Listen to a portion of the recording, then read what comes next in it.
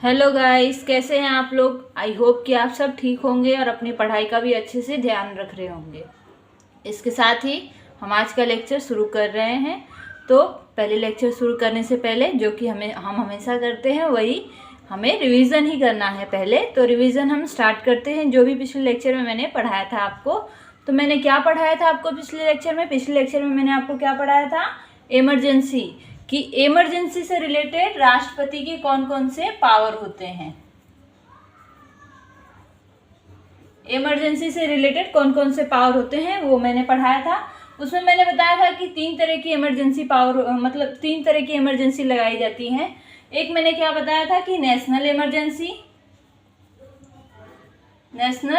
Second क्या बताया था कि एक स्टेट, कौन सी, स्टेट इमरजेंसी, और थर्ड क्या बताया था, फाइनेंशियल इमरजेंसी। ये तीन तरह से हमारे देश में मतलब इमरजेंसी लगाई जा सकती है। इसमें से मैंने ये बताया था कि नेशनल इमरजेंसी आज तक 3 बार लगाई जा चुकी है, और वो क्यों और कब कब लगाई जा चुकी है, तो मैंने बताया था 1962 में जब हमारी चाइना के साथ वॉर हुई थी तब लगाई गई थी। उसके बाद 1971 में बांग्लादेश वॉर के टाइम लगाई गई थी, और 1975 में इंदिरा गांधी ने अपने इलेक्शन से मतलब लोगों में ये कह के लगाया था कि हाँ देश में अशांति है, इस कारण लगाया जा रहा है। इस तब तीन बार नेशनल इमरजेंसी हमारे देश में लगाई जा चुकी है।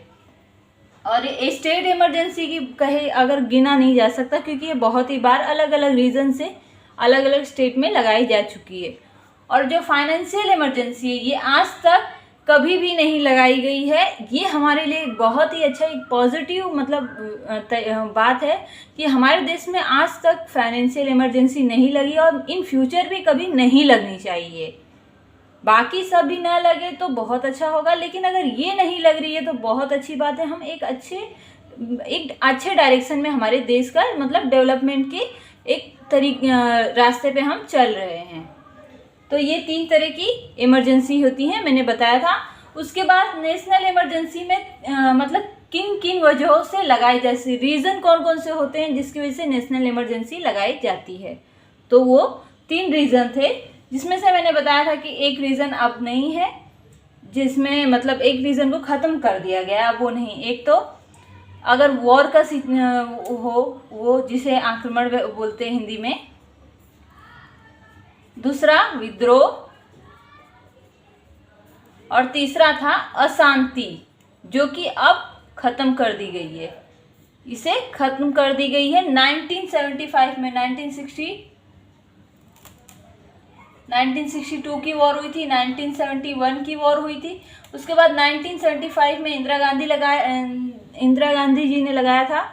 तो उन्होंने जो अशांति का रीज़न देके देश में नेशनल इमरजेंसी लगाई थी, उसके वजह से ये जो कि एक परफेक्ट रीज़न सही नहीं था, वो उनका अपना मतलब पर्सनल इशू से उन्होंने लगाया था, तो इसलिए इसे ख़त्म कर दिया गया है अशांति का। अब इस रीज़न को देके कोई भी इमरजेंसी नहीं लगा सकता है कि अशांति है।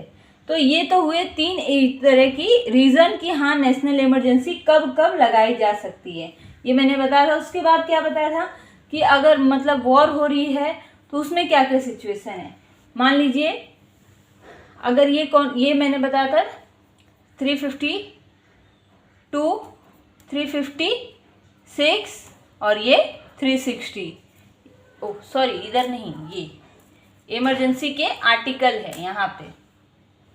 इसका 352, 356, 360, ये 3 आर्टिकल के तहत इन्हें लगाया जाता है।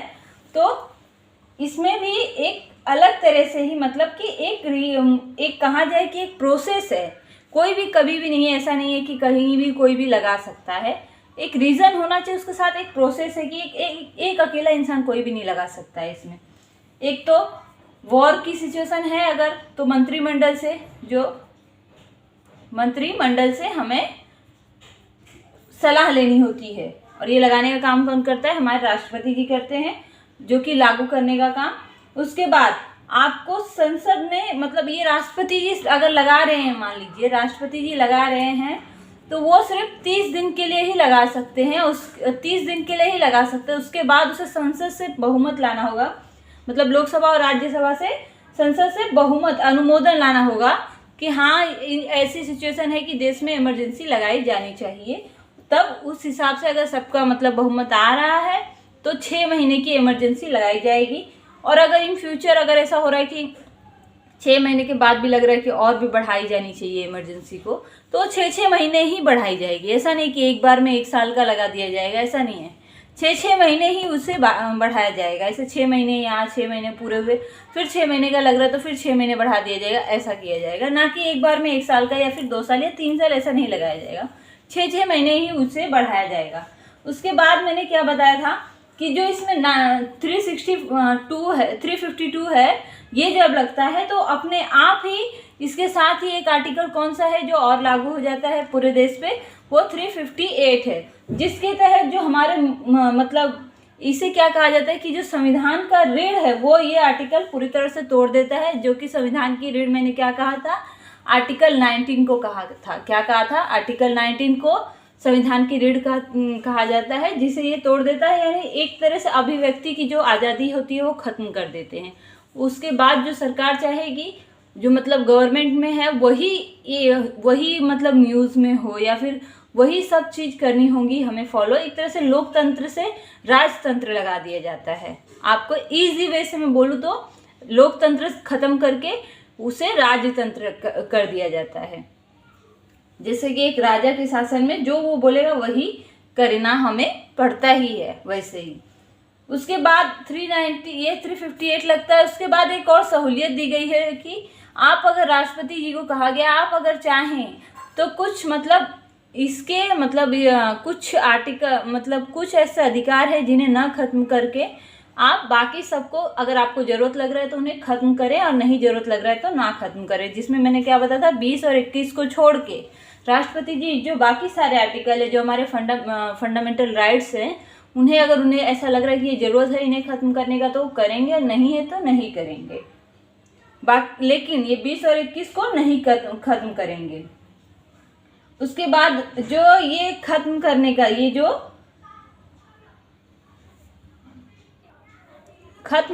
जो ये मतलब एक तरह से डिसीजन होता है, वो तो हमारे पीएम लेते हैं, लेकिन वो किसके नाम पे लेते हैं, वो राष्ट्रपति जी के नाम पे लेते हैं। वो राष्ट्रपति जी हमेशा सलाह करेंगे, जो पीएम कहेंगे वही, मंत्रिमंडल जो कहेंगे वही उन्हें मानना होता है। तो उसके बाद अगर इमरजेंसी लगा दी जा रही है तो मैंने क्या बताया था कि जो भी राज्य को जो बजट दिया जाता है वो भी रोक दिया जाएगा, क्योंकि इन सिचुएशन में ऐसा हो सकता है कि पैसे की भी ज़रूरत पड़े, तो इसलिए कुछ तरह से रोक दिया जाएगा और राज्य को अपना उस समय खुद ही अपने तरह से जैसे भी चलाना होगा वैसे चलाना पड़ेगा, चाहे वो पैसे की ज़्यादा से ज़्यादा पैसा वहाँ से रोक दिया जाता है। सो ऐसी नेशनल इमरजेंसी में ऐसा होता है कि और जो राज्य सूची से रिलेटेड जो भी चीज़ें हैं वो भी रोक दी जाती हैं। तो ये हुआ हमारे पिछले लेक्चर का रिवीजन। अब हम क्या करेंगे, और उसके साथ मैंने क्या बताया था कि जो स्टेट में जो भी सीएम वगैरह हैं उनका कंट्रोल पूरी तरह से ख़त्म कर दिया जाएगा और सेंट्रल पूरी तरह से पूरे देश पे कंट्रोल करेगी। कोई भी सीएम का अपना कंट्रोल नहीं होगा, वो पूरी तरह से सेंट्रल के कंट्रोल में सारे स्टेट आ जाएंगे। जो भी स्टेट हैं सारे के सारे सेंट्रल के कंट्रोल में आ जाएंगे अगर नेशनल इमरजेंसी लगती है तो ये तो हुआ हमारे पिछले लेक्चर का रिवीजन। अब हम आज और पढ़ेंगे कुछ पार्ट ऐसे जो राष्ट्रपति जी के पावर से मतलब एक छोटा सा पार्ट बचा हुआ है। उसके बाद हम उपराष्ट्रपति जी का आज स्टार्ट करेंगे। तो अब हम स्टार्ट करते हैं। आप लोगों ने भी सुना होगा कि राष्ट्रपति जी का वीटो पावर, प्रेसिडेंट का वीटो पावर, तो वो अपने वीटो पावर का कैसे कैसे यूज़ करते हैं। जब कोई बिल पास करना हो, कोई लॉ पास करना हो, तो उसका कैसे कैसे यूज़ करते हैं वो मैं बताऊंगी आज। और उसके बाद हम आगे जो पढ़ना है, नया टॉपिक स्टार्ट करना है, वो करेंगे। तो पहला क्या मैं इसमें मतलब ये कौन से आर्टिकल के तहत आता है वो बता दूं। तो अनुच्छेद 111 के तहत इनको वीटो पावर का जो भी पावर मिला हुआ है वो 111 के तहत मिला हुआ है। वीटो का जो पावर है इसे हिंदी में निषेध कहते हैं। क्या कहते हैं? निषेध। निषेध कहा जाता है वीटो को, जिसका मतलब ये होता है कि कैसे कैसे वो किसी बिल को मतलब रोक सकते हैं या फिर ख़त्म कर सकते हैं। ऐसा वो एक तरह से वीटो यानी ये कि इस चीज़ को रोकना, इसे ना करना, ऐसे नेगेटिव तरह से, एक नेगेटिव वर्ड के जैसे आप सोचिए कि जैसे कि नहीं मैं इस चीज़ को रोकना चाहती हूँ, तो मेरे पास क्या क्या पावर हैं कि मैं इसे कैसे कैसे रोक सकती हूँ। तो वो अभी इतने वीटो के लिए आप इतना ही समझ लीजिए, और नीचे अलग अलग कैसे कैसे पावर है मैं आपको वो बताऊंगी, तो आपको एकदम एग्जैक्टली आपका जो भी कन्फ्यूज़न है वो खत्म हो जाएगा। तो अब हम स्टार्ट करते हैं। स्टार्ट हम कहाँ से करेंगे, जो हम इनके पहले तो हमारे देश में 2 ही तरह के वीटो पावर हमारे राष्ट्रपति जी को है। पहले 3 तरह की थी, लेकिन 2 ही तरह की हमारे देश में अभी इस वक्त है, एक खत्म कर दी गई है। और ऑल ओवर वर्ल्ड में देखी जाए तो 4 होती हैं, जो कि मैं आपको चारों ही बता दूंगी, लेकिन हमारे देश में 2 ही हैं अब। पहले 3 थी, अब 2 ही हैं, याद रखना है। तो पहला जो क्या है, पहला है उसे क्या कहा जाता है, एब्सोल्यूट। इसे अत्यंतकारी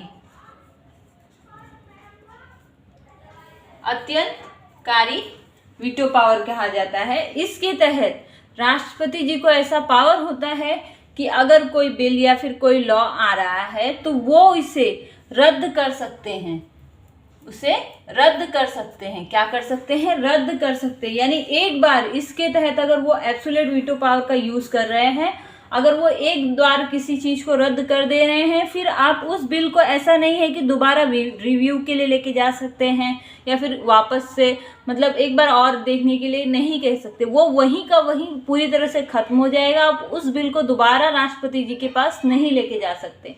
ऐसा एब्सोल्यूट वीटो पावर के तहत उन्हें पावर था, अब नहीं है। यही है वो एक ऐसा जो वीटो पावर जो अब खत्म कर दिया गया। मैं इसमें डिटेल में बता दे रही हूँ क्योंकि क्वेश्चन तो कहीं से भी आ सकते हैं, पूछा जा सकता है। तो डिटेल में इसलिए मैं बता रही हूँ जिससे आपको जो मतलब रेलवे वगैरह के एग्ज़ाम होते हैं उसके लिए तो आपको बस नाम ही काफ़ी है, लेकिन आप जब आप यूपीएससी या फिर कोई स्टेट लेवल के जो पीसीएस के एग्ज़ाम होते हैं उसमें मेंस में लिखने में आपको एक एक्सप्लेनेशन के तौर पे मैं इसलिए आपको इतना डिटेल में बता रही, जहाँ पे आपको मेंस में जब आंसर लिखने हो तो आपको प्रॉब्लम ना हो, जिससे आपको डिटेल में एक पूरा डिटेल आपका जो भी कन्फ्यूज़न है वो ख़त्म होना चाहिए और उसके साथ ही आप इजीली डिटेल आंसर लिख सके। तो अब हम स्टार्ट करते हैं।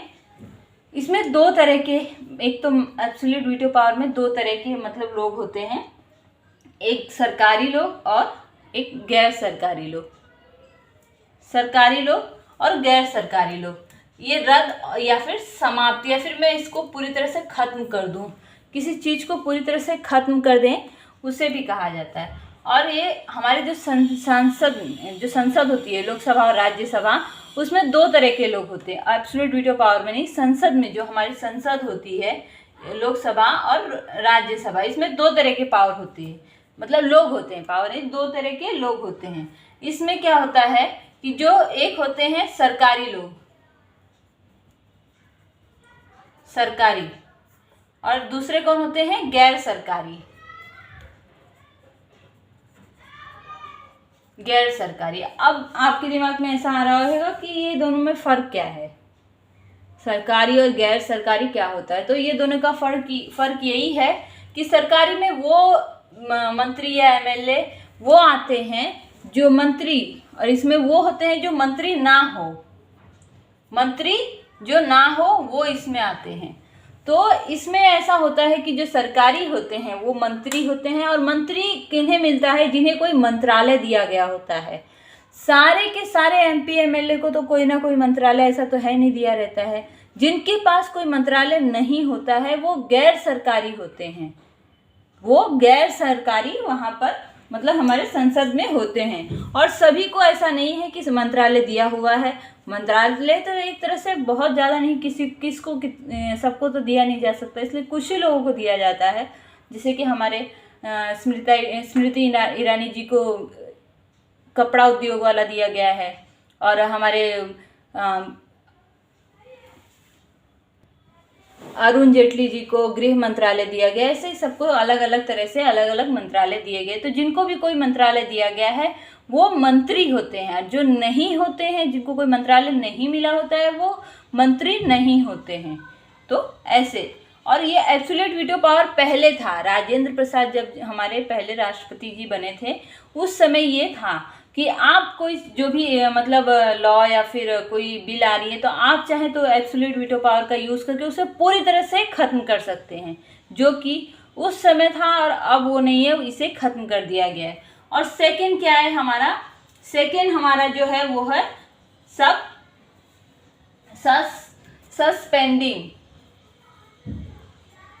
सस्पेंडिव करके है, सस्पेंडिव जिसे कहा जाता है, और इसे हिंदी में क्या कहा जाता है,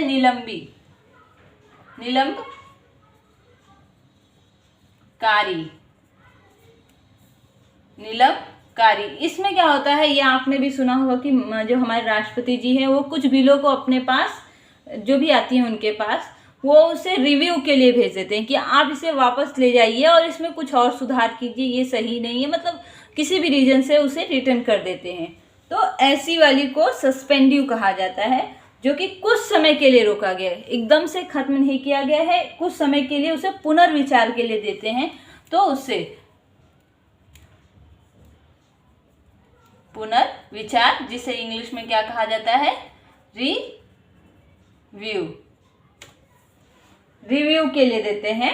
वो रिव्यू के लिए जो भी देते हैं वो ऐसा होता है कि ये सस्पेंडिव में आता है। और इसमें अगर राष्ट्रपति जी एक बार किसी बिल को, मान लीजिए एक बार किसी बिल को उन्होंने रिटर्न भेजा है, एक बार भेजने के बाद अगर वो वापस आ रही है तो वो पूरी तरह से बाध्य हो जाएंगे राष्ट्रपति जी कि उस बिल को फिर वो पास करे।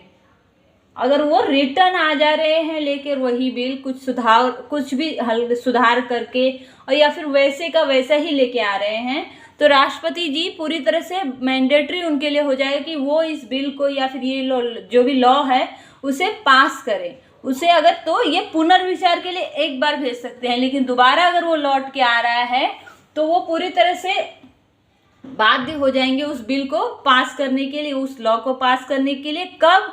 वो सिर्फ साधारण बहुमत पे उस बिल को अगर वो वापस लेके आ रहे हैं, साधारण बहुमत यानी 50% से थोड़ा ज़्यादा। तो जिसकी भी सरकार होगी, आप अपना कॉमन सेंस अगर यूज़ करें तो जिसकी सरकार होगी, क्या उनके पास 50% बहुमत नहीं मिलेगा? उन्हें जरूर मिल जाएगा। तो उसके बाद वो बाध्य हो जाएंगे उस बिल को पास करने के लिए।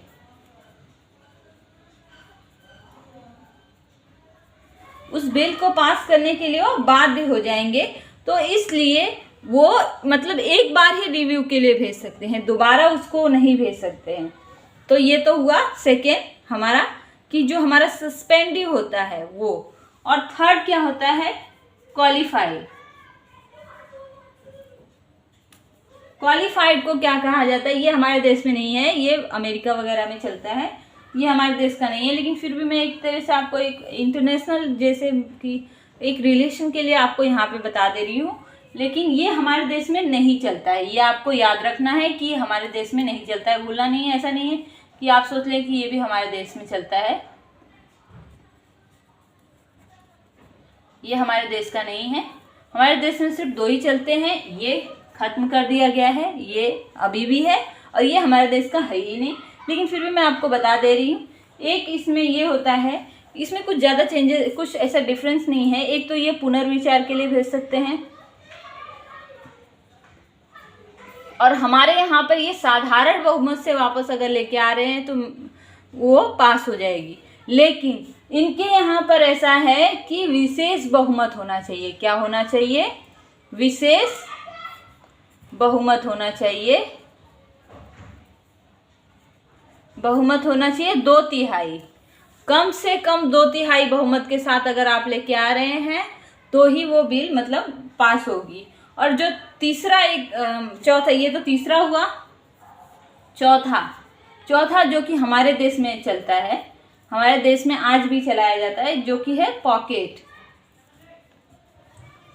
वीटो, जिसे पॉकेट वीटो कहा जाता है। हिंदी में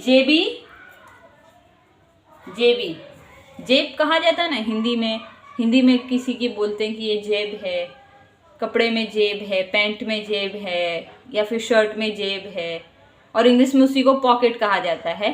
तो वैसा वो हमारे राष्ट्रपति जी के पास एक तरह से कहा जाए तो उनकी जेब, उनके पास जो जेब है उसमें वो यूज़ कैसे कर सकते हैं, उनको ये हमारे संविधानकर्ताओं ने यहाँ पर उनके लिए एक तरह से रास्ता बंद कर दिया गया।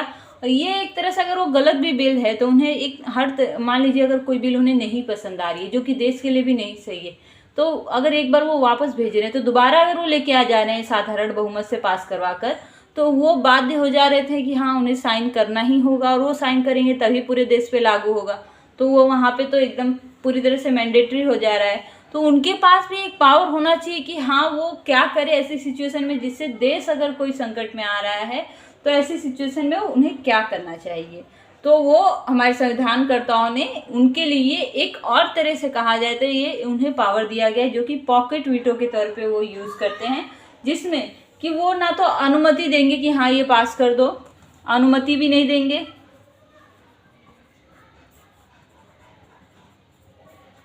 अनुमति नहीं देते हैं, और ना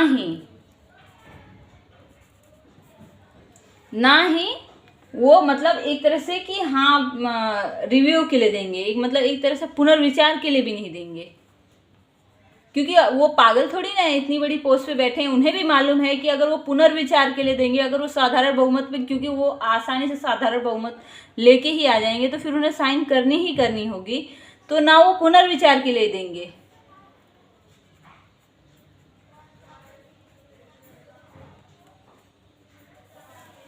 तो ऐसी सिचुएशन को वो खुद ऐसी सिचुएशन ना पुनर्विचार के लिए देंगे ना ही अनुमति देंगे कि हाँ इसे पास कर दें, वो अपने पास ही उस चीज़ को रख लेंगे।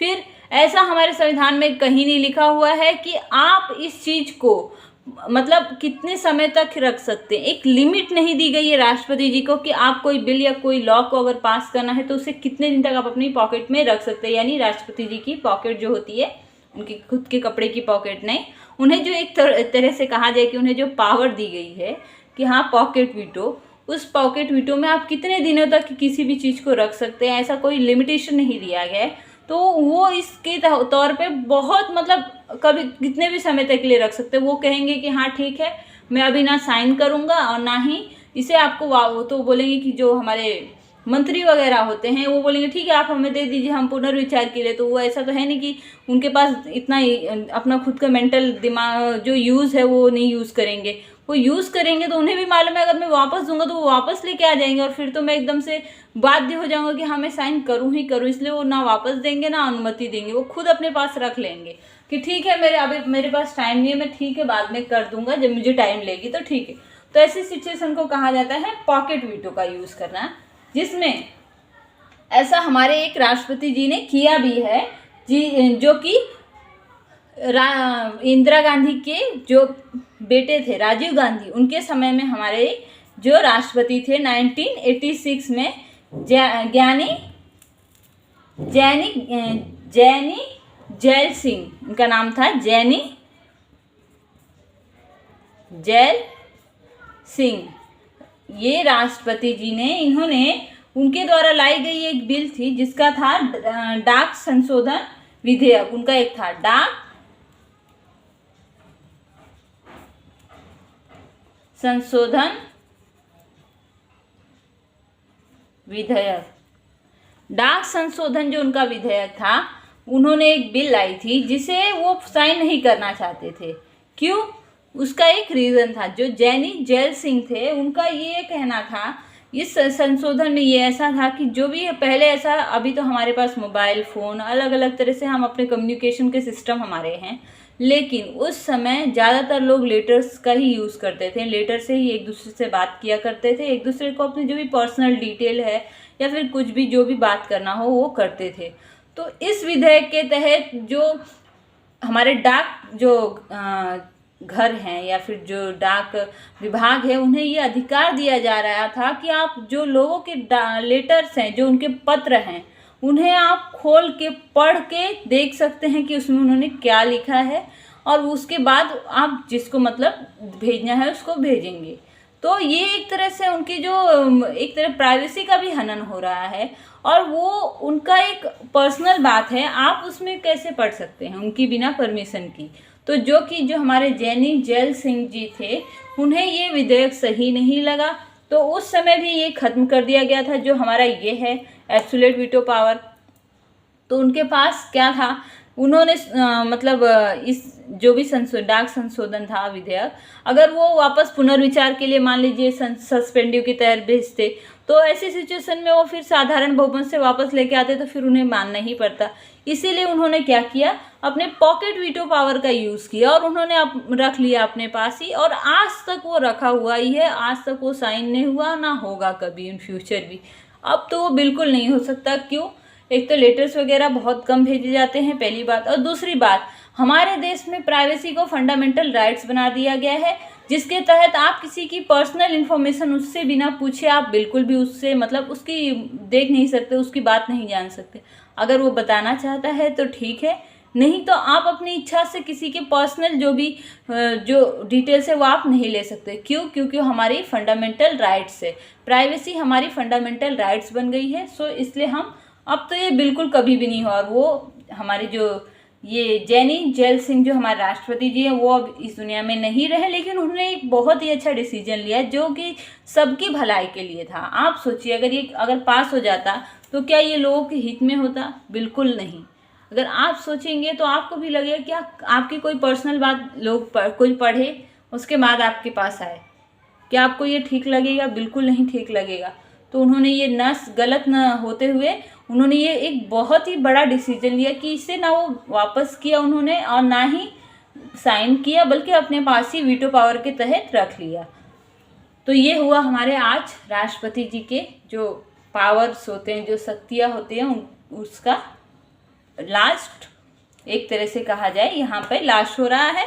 अब मैं आज क्या पढ़ाऊँगी, जो हमारे उपराष्ट्रपति जी को हम यहाँ पे स्टार्ट करती हूँ मैं, और अब आगे के लेक्चर्स में हम वही पढ़ेंगे। तो अब हम क्या स्टार्ट करेंगे, उपराष्ट्रपति जी के बारे में, कि उनका कैसे कैसे अपना कार्यकाल होता है, कैसे उनका निर्वाचन होता है, उनके कैसे कैसे अपने कुछ पावर्स होते हैं वो।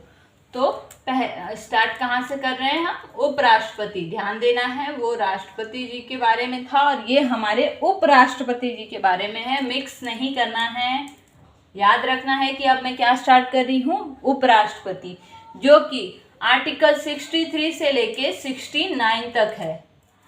देखिए ध्यान दीजिए, 62 तक मैंने पढ़ा दिया था, अब 63 से 69 तक है। यहाँ पर भी कुछ ट्रिक्स हैं जो कि उपराष्ट्रपति जी से रिलेटेड जो भी मतलब पद वगैरह जो भी उनमें आर्टिकल अलग अलग हैं, उसके कुछ ट्रिक्स हैं।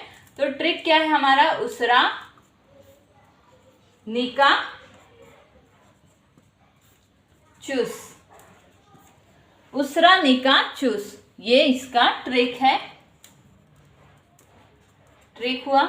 अब मैं देखिए, उसमें मैंने बताया था कि जैसे वो राष्ट्रपति जी में कैसा था कि पकानी कोका दुयु दसम था, वैसे इसमें क्या है, उसरा निका चूस। तो इसमें याद कैसे करना है, 63 64 65 66 67 68 69, कितना इजी है, फटाक से याद हो जाएगा। देखिए आपको पूरे आर्टिकल यहीं पे मैंने बता दिया। अब बस हमें एक्सप्लेन मतलब इसमें की जो डिटेल्स हैं वही बस अंदर एक डीपली जाके हमें बस पढ़ना है। तो अब स्टार्ट करते हैं। जो हमारा पहला है 63 क्या है, पहला है, जिसमें ऊ से क्या आएगा, उपराष्ट्रपति का पद। क्या आएगा, उपराष्ट्रपति का पद। इनका पद कहाँ से लिया है हमने, उपराष्ट्रपति जी का पद कहाँ से लिया है? तो उपराष्ट्रपति जी का पद हमने कहाँ से लिया है, अमेरिका से। कहाँ से लिया है, अमेरिका से। पद कहाँ से लिया है, अमेरिका, यूएसए से। यूएसए से हमने इनका जो पद है वो हमने वहाँ से लिया है। जो हमारे उपराष्ट्रपति जो भी पद हमारे जो भी बनाए जाते हैं उपराष्ट्रपति जी, वो हमने पद को हमने जैसे हमारे यहाँ पे उपराष्ट्रपति होते हैं वैसे अमेरिका में भी होते हैं, तो हमने वहाँ से ये लिया। अब 64 क्या है, स से क्या होता है, सभापति। क्या, सभापति। सभापति। उपराष्ट्रपति जी हैं जो वो राज्यसभा के सभापति होते हैं। क्या होते हैं, सभापति होते हैं। ये सभापति कौन होते हैं? उपराष्ट्रपति जी।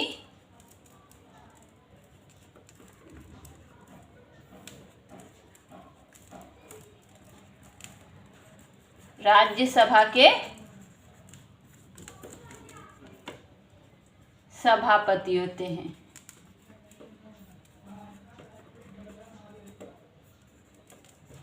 अब आपको ये कंफ्यूजन हो रहा होगा कि सभापति क्या है, तो वो मैं आपको डिटेल्स में मैं आपको एक्सप्लेन करूंगी। तो जो हमारा पहले तो हमारे उपराष्ट्रपति जी जो होते हैं, उन्हें वो एकमात्र एक ऐसे मतलब पद पे हैं जिन्हें एक साथ दो पद संभालने होते हैं। एक तो वो उपराष्ट्रपति के पद पे होते हैं,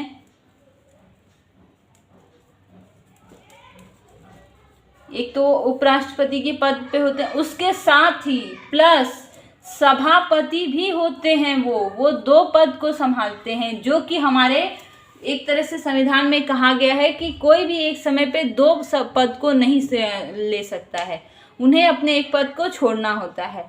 लेकिन जो हमारे उपराष्ट्रपति जी होते हैं, उन्हें अपना मतलब उपराष्ट्रपति का कब जो भी मतलब पद का यूज़ कब होता है? जब हमारे राष्ट्रपति जी या फिर उनका महाभियोग कर दिया गया हो, या फिर उन्होंने अपना त्याग पत्र दे दिया हो, उनकी मृत्यु हो गई हो, ऐसी सिचुएशन में ही उनका यूज़ होता है। तो इसलिए उन्हें कहा गया कि ऐसा जरूरी तो है नहीं कि वो हरदम होता है, वो कभी ऐसा होता है, इन रेयर केस में ऐसा होता है कि हाँ हो जाता है ऐसा कभी।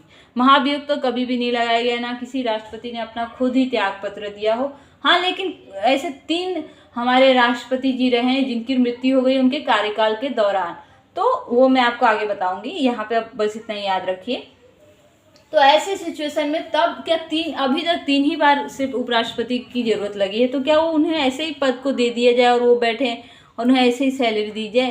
तो इसलिए उन्हें क्या कहा गया है कि वो तो आपको जब नहीं होंगे राष्ट्रपति जी तब आपको संभालना है, लेकिन उसके अलावा आपको जो राज्यसभा है वहाँ का सभापति बनना है, जो कि वहाँ पे एक तरह से जो एक बीच में बैठे होते हैं। ऐसे बहुत सारे हमारी जो सभा होती है ऐसे गोल गोल होती है, बहुत सारी सीटें बिछाई होती हैं, और यहाँ पे एक जो स्पीकर महोदय बैठे होते हैं लोकसभा में, और वैसे ही राज्यसभा में जो बैठे होते हैं। तो जो ये पद है बैठ के लोगों की बातें सुनना, ऐसे सबकी बात को सुनना, मतलब कि सबका जो भी अपना अपना तर्क हो, अपनी अपनी बातें हो, वो सुनते हैं, तो वो सभापति होते हैं। राज्यसभा के सभापति होते हैं हमारे उपराष्ट्रपति जी। तो वो उनके तौर पे उपराष्ट्रपति जी को सैलरी उनके उपराष्ट्रपति होने के तौर पे 1 रुपया भी नहीं दी जाती है, बल्कि उन्हें राज्यसभा के सभापति होने के तौर पे उन्हें सैलरी दी जाती है। किस लिए दी जाती है? सभापति होने के तौर पे उन्हें दी जाती है, और वेतन मिलता है उन्हें सभापति होने का वेतन भी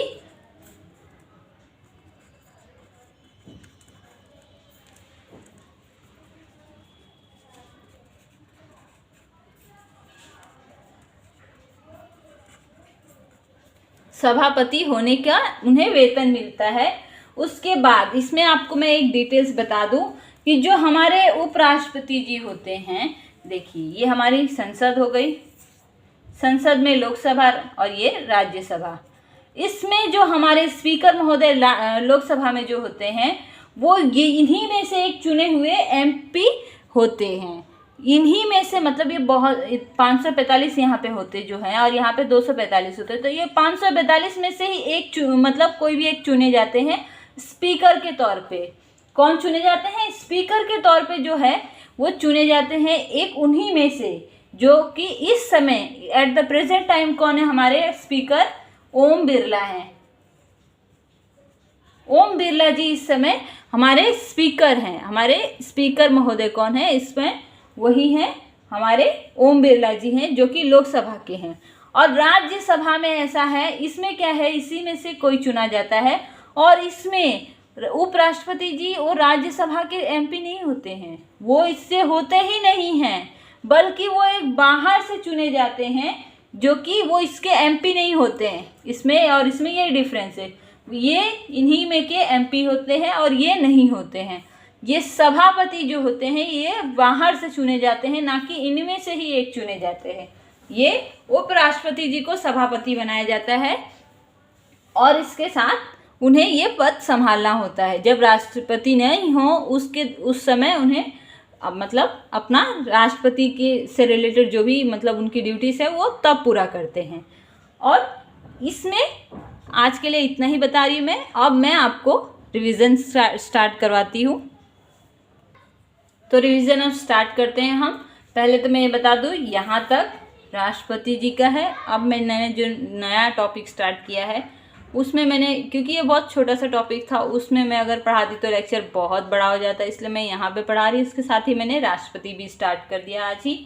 तो इसमें अनुच्छेद 111 के तहत उन्हें वीटो पावर मिलता है कि वो कैसे कैसे किसी बिल या किसी लॉ को कैसे मतलब रोक सकते हैं अगर उन्हें नहीं सही लग रहा है तो ऐसी सिचुएशन में। तो पहला जो था, पहले था, अब नहीं है, एब्सोल्यूट वीटो पावर, जो कि अब खत्म कर दिया है। इस पावर के तहत वो पूरी तरह से खत्म कर सकते थे किसी भी बिल या किसी भी लॉ को। उसके बाद वो रिव्यू के लिए भी नहीं लेके आ सकते हैं। जिसकी भी बिल जिस भी पार्टी की खत्म मतलब रूलिंग पार्टी की ही तो लेके आते हैं, तो वो उस बिल को दोबारा नहीं लेके आ सकते हैं रिव्यू के लिए भी, मतलब कि हाँ दोबारा आप इन्हें देखें, नहीं लेके आ सकते हैं। दूसरा क्या है, सस्पेंडिव में वो एक कोई भी बिल अगर कोई मतलब कोई भी पार्टी लेके आ रही है, जो रूलिंग पार्टी है ये अभी जो भी है, तो वो रिव्यू के लिए भेज रहे हैं। उसके बाद अगर उन्हें सही नहीं लग रहा है तो वो रिव्यू के लिए भेज रहे हैं, तो वो पार्टी जो भी होगी वो कुछ चेंजेस करके या फिर वैसी की वैसी ही साधारण बहुमत यानी 50% बहुमत के साथ अगर वो लेके आ रहे हैं वापस उसी बिल को, तो जो हमारे राष्ट्रपति जी हैं वो पूरी तरह से बाध्य हो जाएंगे। क्या हो जाएंगे? बाध्य हो जाएंगे कि हाँ उन्हें साइन करना है तो करना है। फिर वो उस बात के लिए अगर वो सही ना हो तभी भी उन्हें करना होगा। और तीसरा मैंने क्या बताया कि क्वालिफाइड हमारे देश में नहीं होता है, ये मैंने पहले ही बता दिया, यूएसए वगैरह में चलाया जाता है। ये आपको याद रखना, ये हमारा नहीं है, मैंने पढ़ाने के लिए बस बता दिया आपको कि हमारे देश में नहीं चलाया जाता है, बस ऐसे बता दिया। ये उनके यहाँ पे ऐसा होता है कि पुनर्विचार के लिए अगर राष्ट्रपति जी दे रहे हैं तो उसे अगर वापस लेके आ रहे हैं तो उन्हें विशेष बहुमत लाना होगा, साधारण बहुमत नहीं, विशेष बहुमत, जो कि 2/3 होता है। और दूसरा ये ही दो जो है हमारे देश में होता है, जो इस समय अभी भी चल रहा है। चौथा क्या है हमारा, पॉकेट वीटो, जिसे जेबी भी कहा जाता है। जेबी यानी आप याद रखने के लिए, जेब लोग कहते हैं, वो याद रखने के लिए आप एक बार को कह सकते हैं और याद रखने के लिए सही भी है। पॉकेट यानी वही होता है।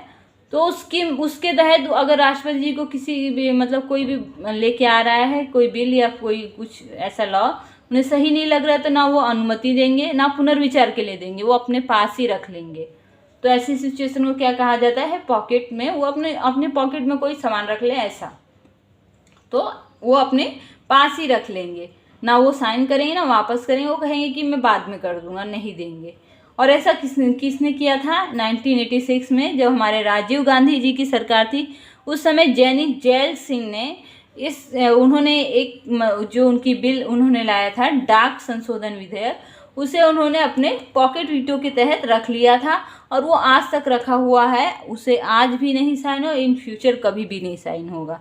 तो ये तो हुआ हमारे राष्ट्रपति जी से रिलेटेड जो कुछ और शक्तियाँ थी, वो मैंने आज बता के यहीं पे राष्ट्रपति जी को पूरी तरह से ख़त्म, मतलब उनसे रिलेटेड जितने भी थे वो आपको यहीं पे टॉपिक कवर कर दिए हैं, जो कि आपको मेंस में भी आई होप कि आपको हेल्प करें कि बेस्ट से बेस्ट तरीका मैं सोच रही हूँ, जितना भी हो सके मैं अपना बेस्ट देने की पूरी कोशिश करें कि जिससे आपको मेंस में भी हेल्प हो और जितना हो सके उतना आसानी से आपको याद हो और याद रहे हमेशा। मैं ऐसा ही पढ़ाने की कोशिश कर रही हूँ। अब हम उपराष्ट्रपति जी को स्टार्ट करेंगे पढ़ना। तो उपराष्ट्रपति जी में क्या है, 63 से 69 तक है आर्टिकल तक। उसमें मैंने ट्रिक बताया उसरा निका चूस, जिसमें मैं अभी 2 ही बताई हूँ सिर्फ, 63 और 64, बाकी सब मैं आगे के लेक्चर्स में बताऊंगी। 63 में क्या है, उपराष्ट्रपति जी का जो पद है वो कहाँ से लिया गया है, अमेरिका से लिया गया है। और उपराष्ट्रपति जी हैं वो सभापति होते हैं राज्यसभा के। कहाँ के होते हैं, उपराष्ट्रपति राज्यसभा के सभापति हैं, उसी के तौर पे वो वेतन भी लेते हैं। वेतन उन्हें उपराष्ट्रपति होने का नहीं मिलता है, बल्कि सभापति राज्यसभा के जो होते हैं उसी के तौर पे उन्हें वेतन दिया जाता है। और ये सभापति का मतलब क्या डिफरेंस है वो मैंने बताया कि लोकसभा में जो होते हैं हमारे स्पीकर महोदय, वो उसी में से MP 545 में से ही चुने जाते हैं कि इसमें से ही एक जन जो चुने जाएंगे तो उन्हें हम स्पीकर महोदय कहते हैं, जो कि मतलब उन्हीं में से चुने जाते हैं। तो वो तो उस समय एक ही अपनी पोस्ट संभाल रहे हैं और ये इसी के तौर पे उन्हें मतलब सैलरी दी जाती है। और जो हमारे उपराष्ट्रपति जी होते हैं उनके पास 2 पद होते हैं, लेकिन वो उपराष्ट्रपति के तौर पे 1 भी रुपया उन्हें सैलरी नहीं मिलती है और वो राज्यसभा के MP भी नहीं होते हैं, लेकिन वो यहाँ के सभापति होते हैं। वो राज्यसभा में जो मतलब सभा बैठती है, राज्यसभा में लोग बैठते हैं, अपनी बातें कहते हैं, इसमें वो सुनते हैं और उनका मतलब जो भी अपना अपना वे होता है, जो भी उनका अपना रीज़न होता है वो सुनते हैं और उससे जो भी ये लोग किसी बिल को पास करना है या नहीं, कहाँ भेजना है, मतलब लोकसभा में भेजना है या नहीं भेजना, वो अपना वो देखते हैं। तो ये तो हुआ हमारा लेक्चर का रिवीजन। अब आपको बताना है कि लेक्चर आपको कैसा लग रहा है। अगर आपको अच्छा लग रहा है तो ज़्यादा से ज़्यादा लोगों में शेयर करें, जिससे हमारे एजुकेशन का सिस्टम और ज़्यादा आगे बढ़े, लोग और ज़्यादा एजुकेटेड हो। और मैं अपना बेस्ट देने की पूरी कोशिश जैसे कर रही हूँ, वैसे ही आपको भी अपना बेस्ट देना है और जल्दी से जल्दी आपको एक सिलेक्शन लेना है और बहुत ही जल्दी अपने परिवार का नाम आगे बढ़ाना है। और आपको आपके ऊपर आपके परिवार को गर्व होना चाहिए, ऐसा आपको काम करना है। अगर आपको लेक्चर अच्छा लग रहा है, ज़्यादा से ज़्यादा लोगों में शेयर करें, सब्सक्राइब करें और लाइक करें। मुझे आपसे और कुछ नहीं चाहिए, आप बस अपना सिलेक्शन लीजिए, मुझे और क्या चाहिए, मेरी उतने में ही बहुत खुशी है। अगर लेक्चर अच्छा लग रहा है तो ज़्यादा से ज़्यादा लोगों में शेयर करें और सब्सक्राइब करें और उसके साथ ही लाइक करें। लेक्चर देखने के लिए थैंक यू, बाय।